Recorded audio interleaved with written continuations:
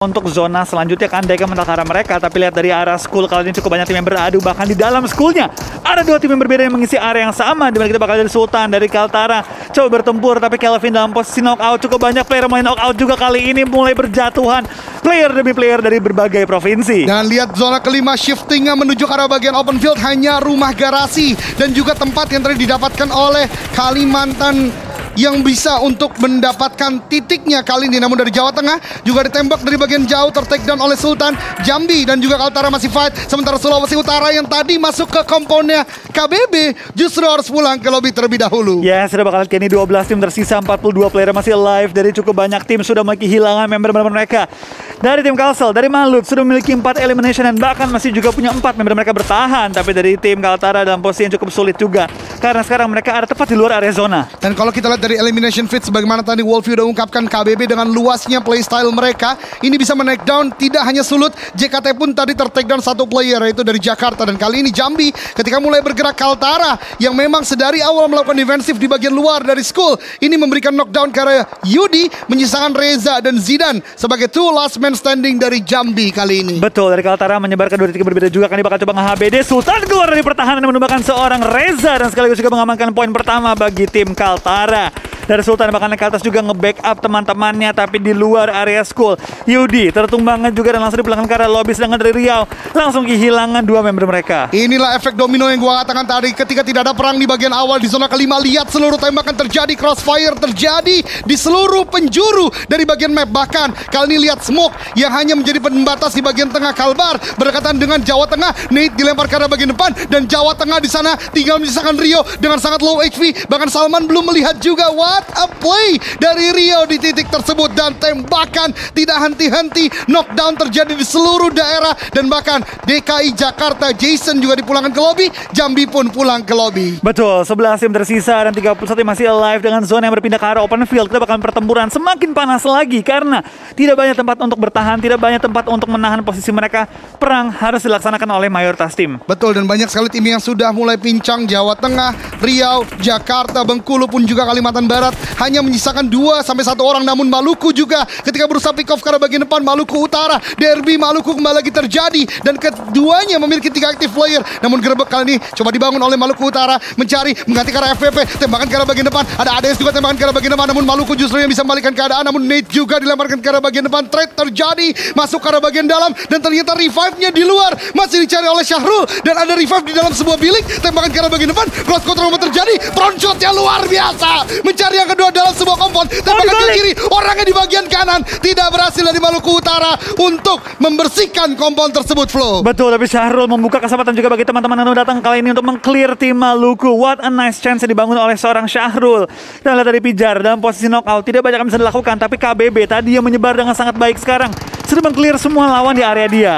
Betul, dan bahkan DKI Jakarta bagus atau Luxi kali ini ter-take down dan berada di peringkat ke-10. Namun lihat dari Maluku Utara tetap beringas di sini, mendapatkan 1 knockdown, trade terjadi, 1-on-1, 1-on-2, ternyata jump shot coba dibangun, justru bisa dimenangkan oleh Aiman. Dan kali ini 1-on-1 lagi dan lagi, derby panas antara Maluku dan Maluku Utara. Betul, dari Aiman kali ini terus meng-clear lawannya, tapi sebagai last player standing kali ini tampaknya Pijar nggak bisa diselamatkan dengan kondisinya yang cukup sekarat. Dari Aiman hanya memastikan timnya bisa bertahan lebih lama dengan seorang diri dia kali ini. Ya betul banget, menarik banget untuk tetap menggunakan first aid terlebih dahulu. Sebuah disiplin gameplay yang dibangun oleh Aiman, tidak ingin mengambil resiko tinggi. Pun juga dari Maluku, ketika gempuran demi gempuran terus diberikan oleh Maluku Utara, tim dari Maluku berhasil untuk melakukan revive. Namun what happened Aiman? No, membakar dirinya sendiri dan harus menggunakan first aid terakhirnya. Ya tenang Aiman, tenang, masih ada waktu kok untuk mengebangun play kali ini. Tapi kita bakal lihat dari Jateng juga mulai kehilangan Dea kali ini. Mereka Elvin dan kawan-kawan mulai menyebar.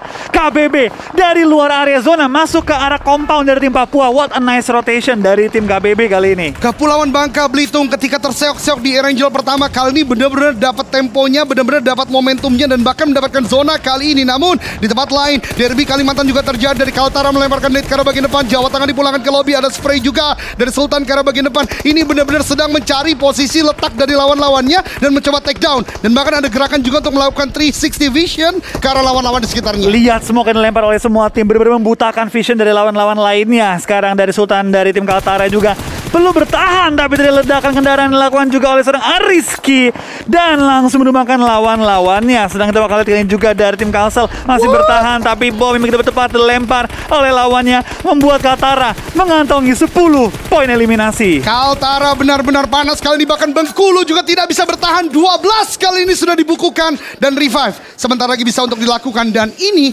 kalau revive-nya berhasil berarti Kaltara kembali kuat dengan 4 player lagi. Betul, satu-satunya provinsi yang masih lengkap dengan 4 player mereka kali ini dari tim Kaltara. Andaikan mereka bisa menyelamatkan seorang Kelvin yang dalam posisi knockout, tapi dari seorang Alan bakal maju ke depan juga mencari Kelvin dalam posisi knockout, tapi sayang sekali pas baru mau nyampe, pas mau diselamatkan Din N sama tim lawannya. Betul, oleh Papua tentunya. Alan masih menembakkan ke arah bagian depan, ada Papua, dan sekarang berarti menjadi imbang 3 melawan 3 antara Kaltara dan juga Papua, pun juga ada KBB di sana.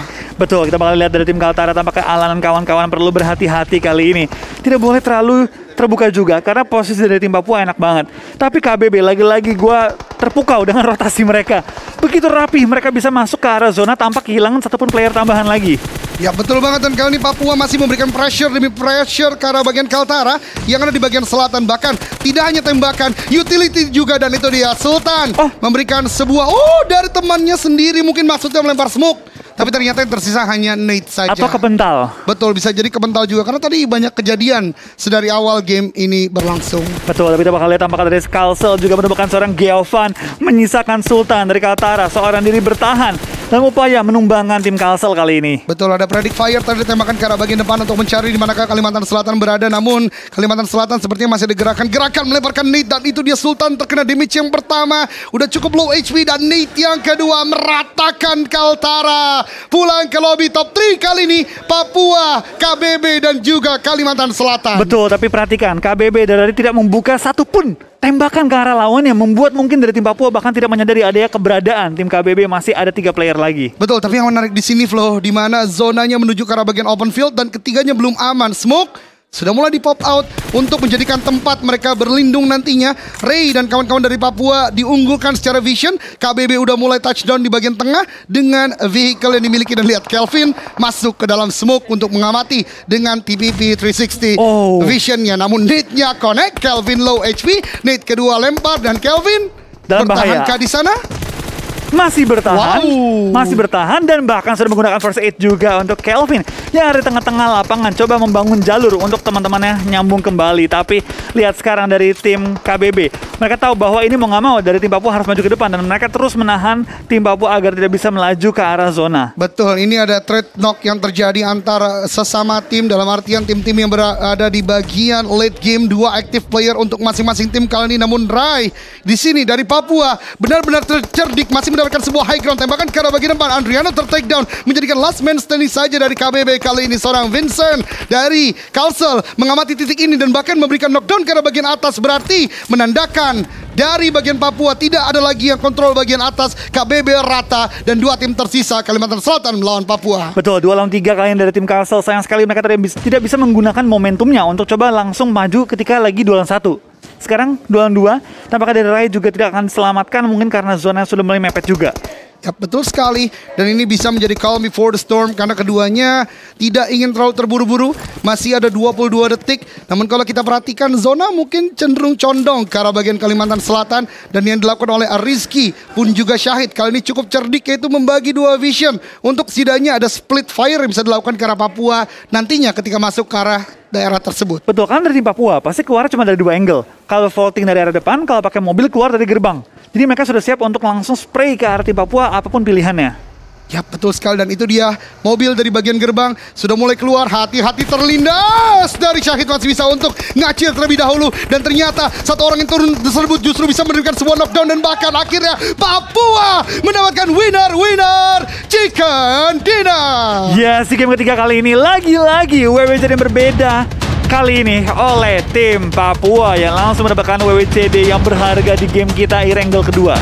Yap, dan berbicara tadi tim sebagaimana DKI Jakarta yang berisikan banyak sekali player-player profesional, ini juga menjadi salah satu tim yang cukup banyak karena 3 diantaranya ini berasal dari profesional tim juga. Ada Tuyol, Tenot, dan juga Cial di sana. Betul, itu menjadi satu gudang persenjataan juga bagi mereka, dan adanya player-player yang